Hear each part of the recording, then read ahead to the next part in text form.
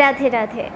আমরা পৌঁছে গেছি 15তম শ্লোকে। তো 15তম শ্লোকে কি আছে আমরা একবার অধ্যয়ন করি, তারপরে এর সরলার্থ জানব। এবং যারা কন্টিনিউয়াসলি এই শ্লোকগুলো শ্রবণ করছেন এবং আমাদের পাশে আছেন তাদেরকে অনেক ধন্যবাদ। আর এখন চলছে ঝুলন উৎসব, তাই জন্য আপনারা সকলে বেশি বেশি করে ভাগবত কথা শ্রবণ করবেন, বেশি বেশি করে ধর্মীয় তথ্য সম্পর্কে জানার চেষ্টা করবেন, যাতে করে ভগবত তত্ত্বের দ্বারা আপনার অন্তরাত্মা সে যেন পরিশুদ্ধ হয়। তাই জন্য এখন আমরা শুরু করছি 15তম শ্লোক। अंतकाले तु पुरुष अगते गत सध्वसः छिन्द्यदसंग शस्त्रेण स्पृहं देहे हनूयचतम्। অনুবাদ: জীবনের অন্তিম সময়ে মৃত্যু ভয়ে ভীত না হয়ে অনাসক্তিরূপ অস্ত্রের দ্বারা দেহ ও দেহ সম্পর্কিত সমস্ত বন্ধন ছেদ করা উচিত। দেখুন এখানে কি বলা হচ্ছে, আমরা যখন জীবনের অন্তিম সময়ে পৌঁছাই তখনও আমরা কি করি, আসক্ত হয়ে থাকি। যেমন আমরা জানি ভগবানের এক পরম ভক্ত হয়েছিলেন যে অজামিল, সে কিন্তু শুরুতে ভগবানের ভক্ত ছিলেন না। সে অন্তিমকালেও তার সন্তান নারায়ণকে ডেকেছিলেন। তো তার সন্তান নারায়ণকে ডাকতে ডাকতে যখন তার যমদূতেদের পরিবর্তে বিষ্ণুদূতেদের সঙ্গে দেখা হলো, তখন সে বুঝতে পারলো যে আসলে এই যে সংসারে যে আমরা আসক্তি হচ্ছি, এই সংসারটা আমাদের বাঁচিয়ে রাখতে আসলে সাহায্য করে না। তারা আসলে আমাদেরকে একটা অবলম্বন হিসেবেই রাখে, অ্যান্ড আমরা যখন সেই অবলম্বনটা হারিয়ে ফেলি এবং নিজেও যখন হারিয়ে যাই, তখন আস্তে আস্তে আমরা ফেড আপ হয়ে যাই। এই কারণে আমাদের কি করা উচিত, আমাদের সেই ভগবত তত্ত্বকে জানা উচিত, আমাদের সেই ভগবান সম্পর্কে জানা উচিত, যে সবসময় আমাদেরকে রক্ষা করেন, যে জন্মে জন্মান্তরে সবসময়ের জন্য আমাদের পাশে আছেন।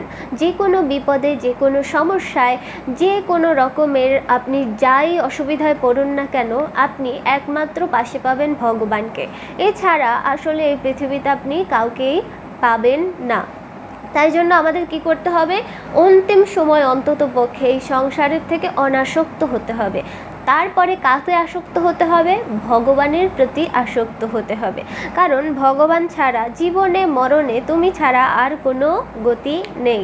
এই হচ্ছেন আমাদের পরমেশ্বর ভগবান। হ্যাঁ, তাই জন্য আপনার যদি কোনো গতি চাইতে হয়, তাহলে একমাত্র সেই গতি প্রদান করতে পারে ভগবান। এরপরে পরবর্তী শ্লোকে কি বলা হচ্ছে চলুন জেনে নিই। পরবর্তী শ্লোক অর্থাৎ 16 নম্বর শ্লোক, এখানে উল্লেখিত আছে, গৃহাৎ প্রব্রজিতো ধীরঃ পুণ্যতীর্থা জলপ্লুতঃ শুচৌ বিবিক্ত আসীনো বিধিবৎ কল্পিতাসনে। অনুবাদ: গৃহ থেকে নিষ্ক্রান্ত হয়ে আত্মসংযম অনুশীলন করা মানুষের কর্তব্য। কোনো তীর্থস্থানে নিয়মিতভাবে স্নান করে তিনি যথাযথভাবে পবিত্র হবেন এবং নির্জন স্থানে আসন রচনা করে তাতে উপবেশন করবেন। তো শ্লোকটা শুনে হাসি পাচ্ছে, কারণ হচ্ছে কি, আমরা কলিযুগের মানুষেরা এমন একটা অবস্থানে এসে পৌঁছেছি, এখন আমরা তীর্থেও ভ্রমণ করি না, আমরা ঘরে যে ঠাকুর ঘর রয়েছে সেখানেই আমরা এখন পুজো দিই না, তীর্থ ভ্রমণ তো দূরস্থ। তো আমরা যে সুযোগ পেলে হলিডে কাটানোর জন্য বিভিন্ন জায়গায় চলে যাই, যাওয়া উচিত, এই পৃথিবীটা এক্সপ্লোর করা উচিত, সেটা আলাদা কথা, কিন্তু সঙ্গে সঙ্গে আমাদের তীর্থ সম্পর্কেও জানা উচিত। এখন তীর্থের মধ্যেও অনেক তীর্থ রয়েছে, যেমন ধরুন এক এক জায়গা থেকে এক একটা তীর্থ অনেক দূরে, সময় স্বল্পতার কারণে আমরা যেতে পারি না, আর্থিক সমস্যার কারণে অনেকে যেতে পারে না, শারীরিক সমস্যার কারণে অনেকে যেতে পারে না। তাহলে আমরা তীর্থ দর্শন কি করে করব? সবথেকে সহজ পন্থা আমি বলে দিচ্ছি।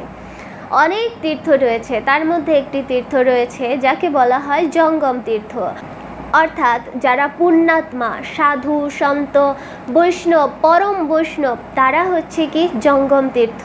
মানে এই ধরনের সাধুগণ যেখান থেকে চলে যান সেই স্থানটা জঙ্গম তীর্থে পরিণত হয়, অর্থাৎ সেই স্থানটাও তীর্থতুল্য হয়, সেই স্থানটাকেই আপনি তীর্থস্বরূপ মেনে নিতে পারেন। এই কারণে এই যে বলা হয় কি সাধু সঙ্গ করো, গৃহে সাধু আনো, তারপরে তাদেরকে ভোজন করাও, তাদেরকে দান দক্ষিণা দাও, এইসব করো। এটা কেন বলা হয়? যাতে করে তুমি ঘরেই তীর্থ লাভ করতে পারো। এই রকম আমাদের কলিযুগের যারা খুব বিজি মানুষ আছে তাদের উচিত কি অন্ততপক্ষে সাধুদের গৃহে ডেকে এনে তাদেরকে ভোজন করানো, তাদের কাছ থেকে ভাগবত তত্ত্ব কথা শ্রবণ করা, তাদেরকে দক্ষিণা দেওয়া, তারপরে তারা চলে যাবে অ্যান্ড আপনার ঘরটাই তখন তীর্থে পরিণত হবে। আপনার আর আলাদা করে কোনো তীর্থে যেতে হবে না। আজকে এই পর্যন্তই। রাধে রাধে। পরবর্তী ভিডিও দেখার জন্য সঙ্গে থাকুন।